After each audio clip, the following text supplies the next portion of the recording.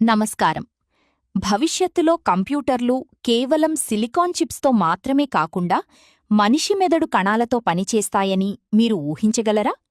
ఇది వినడానికి science fiction cinema స్టోరీలా ఉన్నా ఇప్పుడిది నిజం కాబోతోంది. శాస్త్రవేత్తలు బయాలజికల్ కంప్యూటర్స్ అనే కొత్త విప్లవానికి తెరలేపారు. అంటే కంప్యూటర్ ప్రోగ్రామింగ్ను సాఫ్ట్వేర్లో కాకుండా నేరుగా జీవకణాలలో లివింగ్ సెల్స్లో రన్ చేయడం. మనిషి మెదడును మరియు ఆర్టిఫిషియల్ ఇంటెలిజెన్స్ను కలిపి ఒక సూపర్ ఇంటెలిజెన్స్ను తయారు చేయడమే దీని లక్ష్యం. ఎలా పనిచేస్తాయి?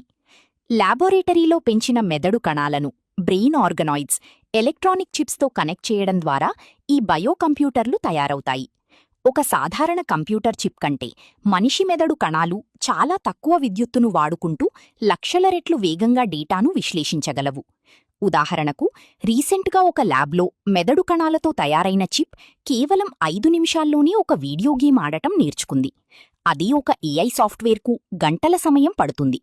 ఈ లెక్కన చూస్తే భవిష్యత్తులో మనం చూసే కంప్యూటర్లు శ్వాస తీసుకునే జీవన యంత్రాలుగా మారబోతున్నాయి. మనిషి ఏఐ విలీనం. మరి దీనివల్ల మనుషులకు వచ్చే లాభమేంటి? ఎలాన్ మస్క్ యొక్క న్యూరాలింక్ వంటి ప్రాజెక్టులు దీనికి ఒక అడుగు ముందే ఉన్నాయి. మెదడులో చిప్స్ అమర్చడం ద్వారా పక్షవాతం ఉన్నవారు ఆలోచనలతోనే కంప్యూటర్లను నడపవచ్చు. ఒకవేళ మనిషి మెదడు నేరుగా ఇంటర్నెట్కు కనెక్ట్ అయితే మనం ఏ విషయాన్నైనా క్షణాల్లో నేర్చుకోవచ్చు.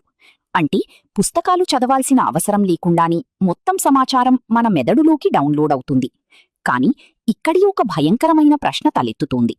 మనిషి మరియు ఏఐ కలిసిపోతే అసలు మనిషి అనే ఉనికి మిగులుతుందా? టెక్నాలజీ పెరగడం వల్ల అల్జీమర్స్ వంటి వ్యాధులను నయం చేయవచ్చు. కాని ఇది మానవజాతిని సైబార్గ్స్గా మార్చే ప్రమాదం కూడా ఉంది.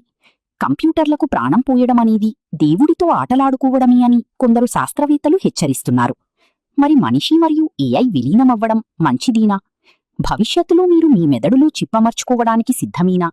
కామెంట్ చేయండి. ఇలాంటి మరిన్ని ఫ్యూచరిస్టిక్ టెక్నాలజీ అప్డేట్స్ కోసం ఇప్పుడే మా ఛానల్ని సబ్స్క్రైబ్ చేసుకోండి.